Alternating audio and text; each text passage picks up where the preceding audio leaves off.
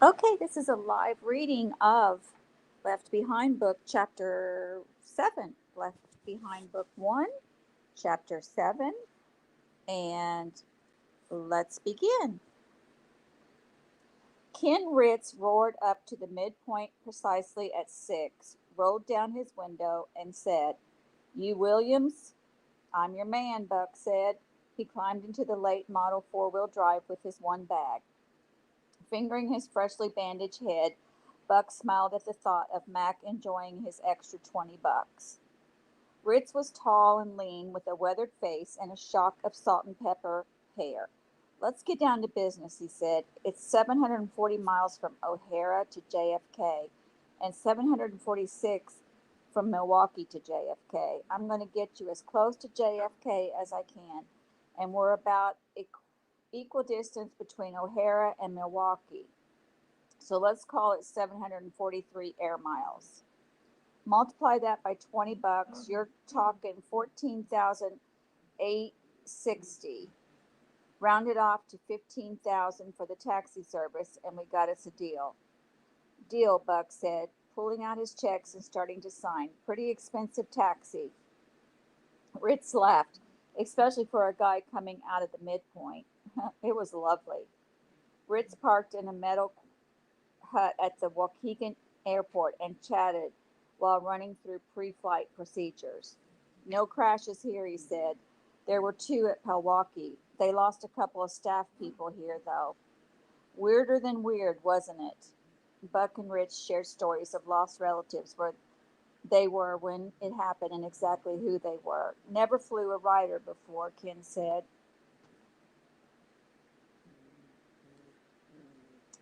Um, Charter, I mean. Must have flown a bunch of your types when I was commercial. "Better money on your own?" "Yeah, but I don't know that when I switched, it wasn't my choice."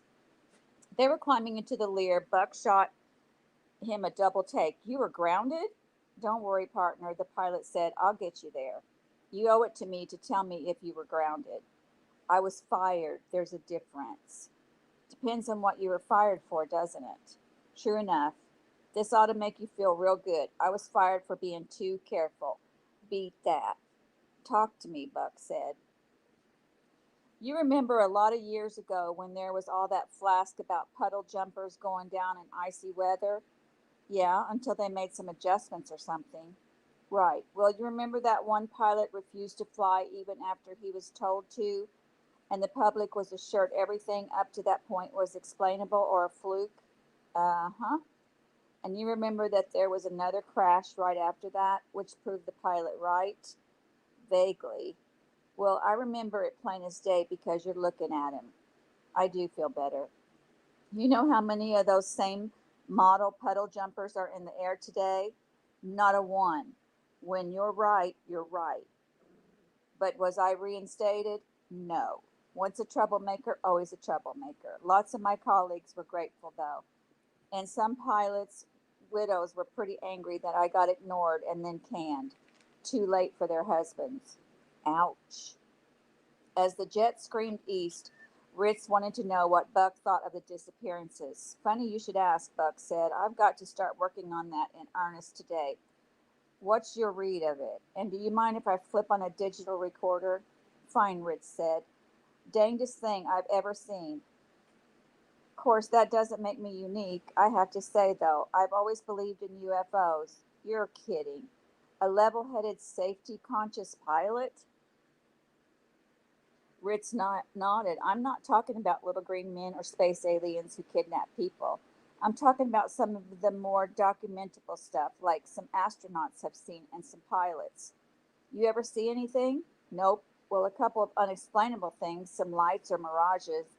Once I thought I was flying too close to a squad of helicopters." "Not too far from here, either. Great Lakes Naval Station. I radioed a warning, then lost sight of them. I suppose that's explainable. I could have been going faster than I realized and not been as close as I thought. But I never got an answer. No acknowledgement that they were even airborne. Glenview wouldn't confirm it. I shrugged it off, but a few weeks later, close to the same spot, my instruments went wacky on me. Dial spinning, meters sticking, that kind of thing. What did you make of that? Magnetic field or some force like that? Could be explainable too. There's no sense reporting strange occurrences or sightings near a military base because they just reject them out of the hand. They don't even take seriously anything strange within several miles of a commercial airport. That's why you never hear stories of UFOs near O'Hara, not even considered. So you don't buy the kidnapping space aliens, but you connect the disappearances with UFOs? I'm just saying it's not like ET with creatures and all that. I think our ideas of what space people would look like are way too simple and rudimentary. If there is intelligent life out there, and there has to be just because of the sheer odds, what do you mean? The vastness of space. Oh, so many stars and so much area that something has to be out there somewhere. Exactly. And I agree with people who think those beings are more intelligent than we are. Otherwise, they wouldn't have made it here. If they are here, and if they are, I'm thinking they're sophisticated and advanced enough that they can do things to us we've never dreamed of, like making people disappear right out of their clothes. Sounded pretty silly until the other night, didn't it? Buck nodded. I've always laughed about people assuming these beings could read our thoughts or get into our heads and stuff, Fritz continued. But look who's missing. Everybody I've read about or heard about or knew who's now gone was either under 12 years old or was an unusual personality. With all the people who disappeared, you think they had something in common? Well, they've got something in common now, wouldn't you say? But something set them apart, made them easier to snatch, Buck asked. That's what I think. So we're still here because we were strong enough to resist, or maybe we weren't worth the trouble. Ritz nodded. Something like that. It's almost like some force or power was able to read the level of resistance or weakness. And once that force got sunk in, it was able to rip those people right off the earth. They disappeared in an instant, so they had to be dematerialized. The question is whether they were destroyed in the process or could be reassembled. What do you think, Mr. Ritz? At first, I would have said no, but a week ago, I would have told you that millions of people all over the world disappearing into thin air sounds like a B movie. When I allow for the fact that it actually happened, I have to allow for the next logical step. Maybe they're somewhere specific in some form, and maybe they can't return. That's a comforting thought. Or maybe they can return, and maybe they can return, he said. That's a comforting thought, Buck said, but it is more than wishful thinking. Hardly. That idea and 50 cents would be worth half a dollar. I fly planes for money. I haven't got a clue. I'm still as much in shock as the next guy, and I don't mind telling you I'm scared of that it might happen again. If it was anything like I think it was, maybe all this force needs to do now is crank up the power somehow, and they can get older people, smarter people, people with more resistance that they ignored the first time around. Buck shrugged and sat in silence for a few minutes. Finally, he said, there's a little hole in your argument. I know of some people who are missing who seem as strong as anyone. I wasn't talking physical strength. Well, neither was I. Buck thought about Lucinda Washington. I lost a friend and a coworker who was bright, healthy, happy, strong, and a forceful personality. Well, I'm not saying I know everything or even anything. You wanted my theory. There it is. Rayford Steele lay on his back, staring at the ceiling.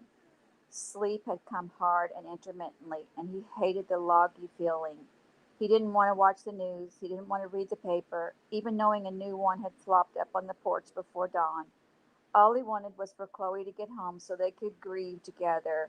There was nothing, he decided, more lonely than grief. He and his daughter would have work to do, too. He wanted to investigate, to learn, to know, to act. He started by searching for a Bible. Not the family Bible that had collected dust on his shelf for years, but Irene's, hers, would have notes in it, maybe something that would point him in the right direction. It wasn't hard to find. It was usually within arm's reach of where she slept. He found it on the floor next to the bed. Would there be some guide, an index, something that referred to the rapture or the judgment or something? If not, maybe he'd start at the end. If Genesis meant beginning, maybe Revelation had something to do with the end. Even though it didn't mean that, the only Bible verse Rayford could quote by heart was Genesis 1:1. In the beginning, God created the heavens and the earth. He hoped there'd be some corresponding verse at the end of the Bible that said something like, in the end, God took all his people to heaven and gave everybody else one more chance. But no such luck. The very last verse in the Bible meant nothing to him. It said, "The grace of the Lord Jesus be with you all. Amen." And it sounded like the religious mumbo jumbo he had heard in church. He backed up a verse and read, "He who testifies to these things says, yes, I am coming quickly. Amen. Come, Lord Jesus." Now he was getting somewhere. Who was this who testified of these things? And what were these things? The quoted words were in red. What did that mean? He looked through the Bible and then noticed on the spine words of Christ in red. So Jesus said he was coming quickly. Had he come? And if the Bible was as old as it seemed, what did quickly mean? It must not have meant soon, unless it was from the perspective of someone with a long view of history. Maybe Jesus meant that when he came, he would do it quickly. Was that what this was all about? Rayford glanced at the last chapter as a whole. 3 other verses had red letters, and 2 of those repeated the business about coming quickly. Rayford could make no sense of the text of the chapter. It seemed old and formal, but near the end of the chapter was a verse that ended with words that had a strange impact on him. Without a hint of their meaning, he read, "Let the one who is thirsty come. Let the one who wishes take the water of life without cost." Jesus wouldn't have been the one who was thirsty. He would not have been the one who wished to take the water of life. That, Rayford assumed, referred to the reader. It struck him that he was thirsty, soul thirsty. But what was the water of life? He had already paid a terrible cost for missing it. Whatever it was, it had been in his book for hundreds of years. Rayford idly leafed through the Bible to other passages, none of which made sense to him. They discouraged him because they didn't seem to flow together, to refer to each other, to have a direction. Language and concepts foreign to him were not helping. Here and there he saw notes in the margin in Irene's delicate handwriting. Sometimes she simply wrote "precious." He was determined to study and find someone who could explain those passages to him. He was tempted to write "precious" next to that verse in Revelation about taking the water of life without cost. It sounded precious to him, though he couldn't yet make it compute. Worst of all, he feared he was reading the Bible too late. Clearly, he was too late to have gone to heaven with his wife and son. But was he too late, period? In the front flyleaf was last Sunday's church bulletin. What was this? Wednesday morning, 3 days ago, he had been where? In the garage? Ramey had begged him to go with him to church. He promised he would next Sunday. "That's what you said last week," Ramey had said. "Do you want me to fix this four-wheeler for you or not? I don't have all the time in the world." Ramey was not one for pushing a guilt trip. He just repeated, "Next Sunday?" "For sure," Rayford had said, and now he wished next Sunday were here. He wished even more that Ramey were there to go with him because he would go. Or would he? Would he be off work that day, and would there be church? Was anyone left in that congregation?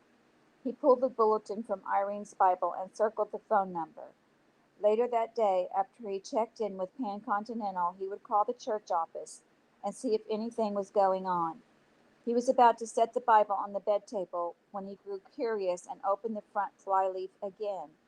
On the first white papered page, he saw the inscription. He had given this Bible to Irene on their first wedding anniversary. How could he have forgotten? And what had he been thinking? She was no more devout than he back then. But she talked about wanting to get serious about church attendance before the children came along. He had been angling for something or trying to impress her. Maybe he thought she would think him spiritual if he gave her a gift like that. Maybe he was hoping she would let him off the hook and go to church by herself if he proved his spiritual sensitivity with this gift. For years he had tolerated church. They had gone to one that demanded little and offered a lot. They made many friends and had found their doctor, dentist, insurance man, and even country club in that church. Rayford was revered, proudly introduced as a 747 captain to newcomers and guests, and even served on the church board for several years. When Irene discovered the Christian radio station and what she called real preaching and teaching, she grew disenchanted with their church and began searching for a new one. That gave Rayford the opportunity to quit going at all, telling her that when she found one she really liked, he would start going again. She found one, and he tried it occasionally, but it was a little too literal and personal and challenging for him. He was not revered. He felt like a project, and he pretty much stayed away. Rayford noticed another bit of Irene's handwriting. It was labeled her prayer list, and he was at the top. She had written Rafe for his salvation, and that I be a loving wife to him. Chloe, that she come to Christ and live in purity. Ray Jr., that he never stray from his strong childhood faith. Then she had listed her pastor, political leaders, missionaries, world conflict, and several friends and other relatives. For his salvation, Rayford whispered, salvation, another $10 church word that had never really impressed him. He knew Irene's new church was interested in the salvation of souls, something he'd never heard in the previous church. But the closer he had gotten to the concept, the more he had been repelled. Didn't salvation have something to do with confirmation, baptism, testifying, getting religion, being holy? He hadn't wanted to deal with it. Whatever it was, and now he was desperate to know exactly what it meant. So Ken Ritz radioed ahead to the airports in suburban New York, finally getting clearance to touch down at Easton, Pennsylvania.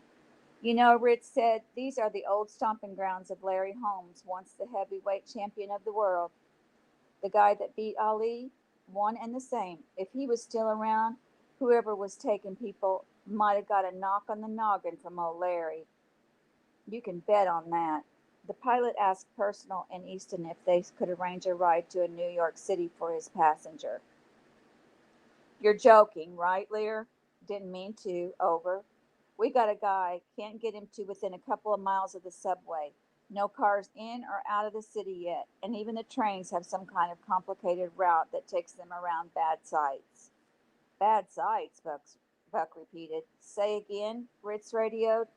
Haven't you been watching the news? Some of the worst disasters in the city were the results of disappearing motormen and dispatchers. 6 trains were involved in head ons with lots of deaths. Several trains ran up the back of other ones. It'll be days before they clear all the tracks and replace cars. You sure your man wants to get into Midtown? Roger. Seems like the type who can handle it. Hope he's got good hiking boots. Over. It cost Buck another premium for a ride close enough to the train that he could walk the rest of the way. His driver had not even been a cabbie, nor the vehicle a cab, but it might as well have been. It was just a decrepit and unsafe. A 2 mile walk got him to the train platform at about noon, where he waited more than 40 minutes with a mass of humanity, only to find himself among the last half who had to wait another half hour for the next train. The zigzag ride took 2 hours to get to Manhattan, and all during the trip, Buck tapped at the keys on his laptop or stared out the window at the gridlock that went on for miles.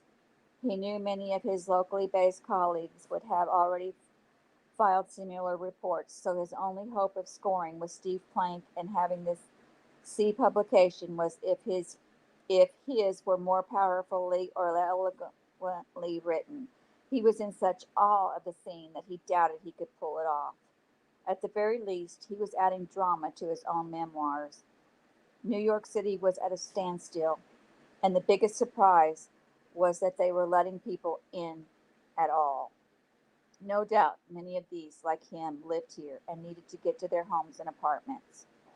The train lurched to a stop, far short of where he had been told it would reach. The garbled announcement, the best he could make out, informed passengers that this was the new last stop. The next jog would have put them in the middle of a crane site where cars were being lifted off the track. Buck calculated about a 15-mile walk to his office and another 5 to his apartment.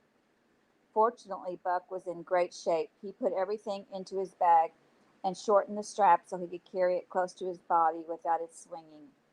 He set off at what he guessed was a 4 mile per hour pace, and 3 hours later he was hurting. He was sure he had blisters, and his neck and shoulders were tired from the bag and strap. He was sweating through his clothes, and there was no way he was going to get to his apartment before stopping in at the office. Oh, God, help me, Buck breathed, more exasperated than praying. But if there was a God, he decided, God had a sense of humor. Leaning against a brick wall in an alley in plain sight was a yellow bicycle with a cardboard sign clipped to it. It read, "Borrow this bike. Take it where you like. Leave it for someone else in need. No charge." Only in New York, he thought, nobody steals something that's free. He thought about breathing a prayer of thanks, but somehow the world he was looking at didn't show any other evidence of benevolent creator. He mounted the bike, realized how long it had been since he had been aboard one, and wobbled off till he found his balance. It wasn't long before he cruised into Midtown between the snarl of wreckage and wreckers. Only a few other people were traveling as efficiently as he was. Couriers on bikes, two others on yellow bikes just like his, and cops on horseback.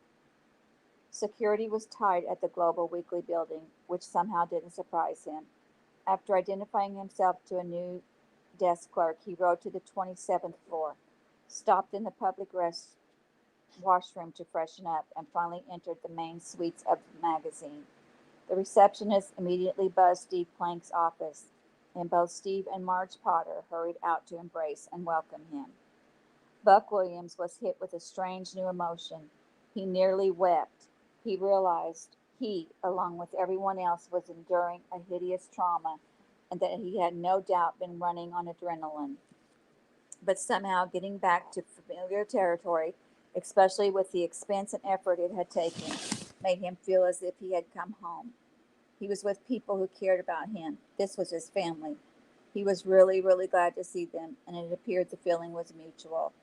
He bit his lip to keep from clouding up, and as he followed Steve and Marge down the hall past his tiny cluttered office and into Steve's spacious office conference room, he asked if they had heard about Lucinda Washington.